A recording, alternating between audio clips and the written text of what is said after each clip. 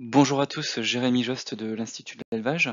Dans cette vidéo, je vais vous présenter le réseau REDCap, réseau d'expérimentation et de développement caprin, qui travaille depuis une dizaine d'années collectivement à promouvoir et à accompagner les élevages caprins vers des systèmes plus herbagés et plus agroécologiques.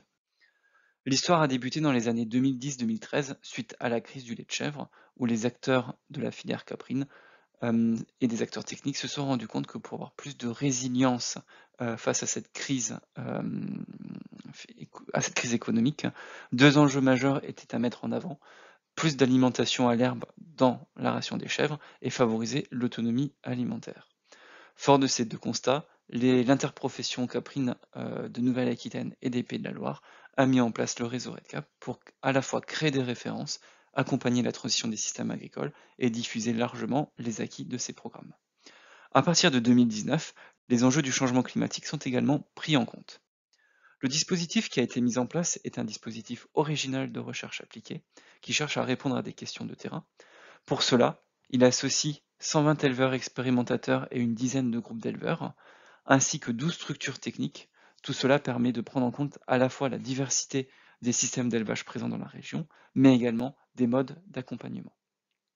3 établissements de formation agricole participent à nos travaux, dont notamment le lycée agricole de Mel, et nous sommes un lien très fort avec l'expérimentation système Patuchèvre à l'INRAE de Lusignan.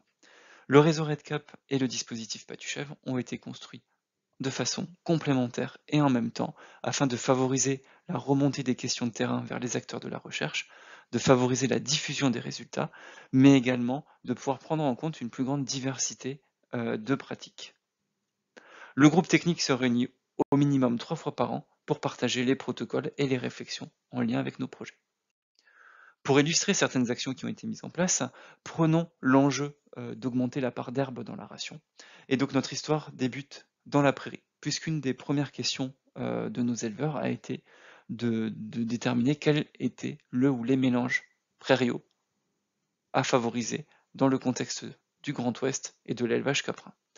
À l'époque, les références étaient relativement faibles.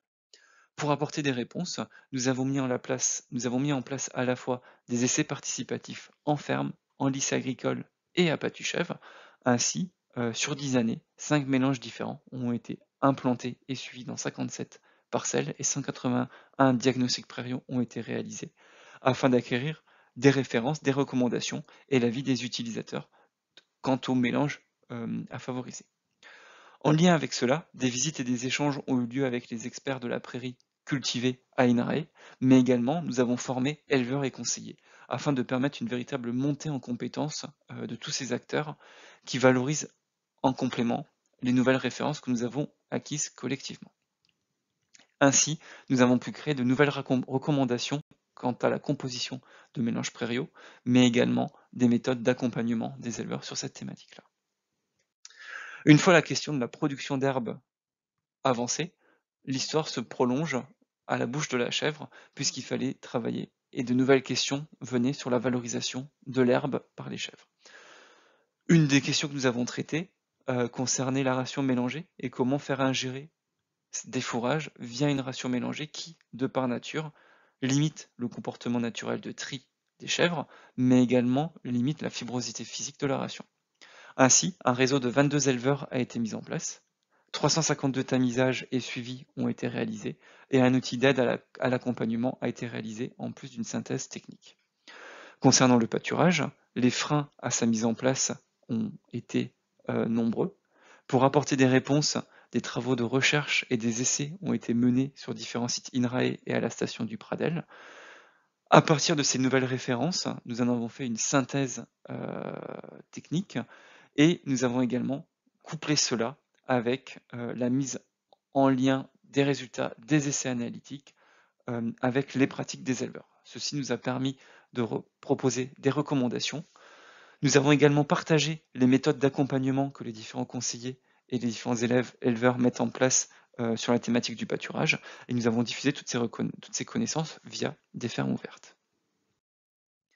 Enfin, pour boucler la boucle, nous avons également eu ensuite des questions autour de l'intégration de la prairie semée dans une rotation et de prise en compte de la polyculture élevage, qui est l'essence même de nos systèmes caprins. Et donc pour ce faire, nous avons associé nos éleveurs et nos conseillers, des zootechniciens, avec des agronomes spécialistes des systèmes de culture, afin de se former sur cette thématique-là, de jouer avec des jeux sérieux et de faire des ateliers de co-conception avec des éleveurs pour créer de nouvelles références et les diffuser largement.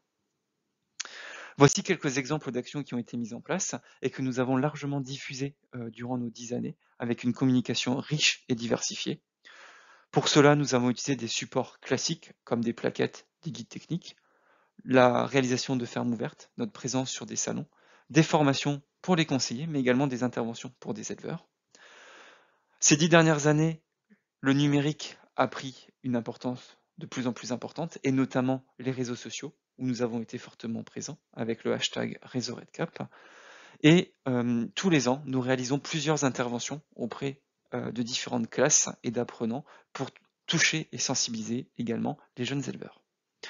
Enfin, une spécificité de notre réseau est un travail collectif de diffusion de nos recommandations via des ateliers qui se veulent à la fois techniques mais également ludiques, jouer à la fois sur la forme et sur le fond. Tout cela est diffusé sur les ateliers Capritech lors du salon Caprinov, mais également lors des journées techniques Cap-Vert, portes ouvertes à Lusignan, qui ont été créées il y a maintenant 9 ans par le réseau RedCap. Parmi les réussites, si on fait un bilan de notre projet, on peut se féliciter de la mise en réseau des acteurs techniques de la recherche et des éleveurs expérimentateurs sur les thématiques de l'autonomie alimentaire, de l'herbe et du changement climatique, ainsi que notre capacité à réaliser une communication collective et percutante auprès de nos utilisateurs. Nous avons accompagné une amélioration de l'autonomie décisionnelle des éleveurs et des conseillers sur ces thématiques, et nous avons favorisé la reconnexion animale-végétale, agronomie, zootechnie, qui est essentielle dans des systèmes en polyculture élevage, systèmes qui sont clairement d'avenir. Nos travaux ont également permis d'accompagner des signes d'identification de la qualité et de l'origine, tels que l'agriculture biologique par rapport aux thématiques du pâturage, l'AOP Chabichou du Poitou concernant les thématiques autour de l'herbe, et puis la nouvelle AOC Motet-sur-Feuille sur les thématiques de la polyculture élevage et de l'agronomie. Enfin, si on s'intéresse à l'évolution du réseau d'éleveurs que nous avions mis en place en 2012, donc c'est un réseau de 30 éleveurs caprins ambitieux sur l'autonomie alimentaire et sur l'herbe, ce qui était le cas, puisqu'ils avaient plus 24% d'autonomie alimentaire et ils utilisaient 27% de concentré en moins que les fermes de référence du réseau Inusis, réseau d'élevage. Quand on fait le bilan quasiment 10 ans plus tard, donc sur la période 2019-2021, de ce même groupe d'éleveurs, on constate une dégradation des indicateurs techniques d'autonomie, 8% en moins, mais une amélioration certaine des indicateurs économiques, plus 21%. Ceci est fortement lié au contexte économique qui est beaucoup plus favorable actuellement, et ainsi on peut se dire que, au-delà de toutes les actions techniques collectives que l'on met en place, l'impact du contexte socio-économique est important, et également la volonté de simplification du travail des éleveurs, et on peut le comprendre. Enfin, si on termine sur les réussites et les perspectives, on peut se féliciter de la démultiplication de nos méthodes et de nos actions, puisqu'en 2020 est né le réseau Accélère. Le réseau Accélère est le petit frère ou la petite sœur du réseau RedCap, qui associe pour la filière bovin-lait de Nouvelle-Aquitaine les éleveurs, les techniciens et l'expérimentation système Oasis à l'INRAE de Lusignan. Par ailleurs, sur nos thématiques du changement climatique, la NICAP a repris notre démarche régionale pour le démultiplier dans les autres régions caprines via le projet Cap Climat Territoire. Enfin, par ailleurs, les échanges entre scientifiques ont été forts. Le RedCap a créé des liens très forts avec Patuchev et nous sommes allés au-delà avec la création de l'UMT Système Caprin Durable de demain. Il s'agit d'une unité mixte technologique rassemblant plus de 40 ingénieurs et chercheurs INRAE et de l'Institut de l'élevage autour de Poitiers et de Lusignan pour apporter des réponses aux questions de terrain. Enfin, la suite de notre aventure à partir de 2025 pour le réseau RedCap est de concevoir de façon participative des systèmes caprins qui soient ambitieux sur l'atténuation du changement climatique et la préservation de la biodiversité. En d'autres mots, il s'agit de préparer la nouvelle expérimentation système à INRAE tout en accompagnant également l'évolution de nos systèmes caprins par rapport à ces enjeux. Je souhaite évidemment remercier l'ensemble des acteurs ayant contribué à ce travail, de toutes les structures techniques de recherche, de formation, mais également toute la diversité des éleveurs et des éleveuses qui ont participé à nos travaux. Et évidemment, on vous donne rendez-vous sur le site internet du réseau RedCap pour être au courant de nos derniers résultats, mais également lors de nos journées techniques Cap Vert.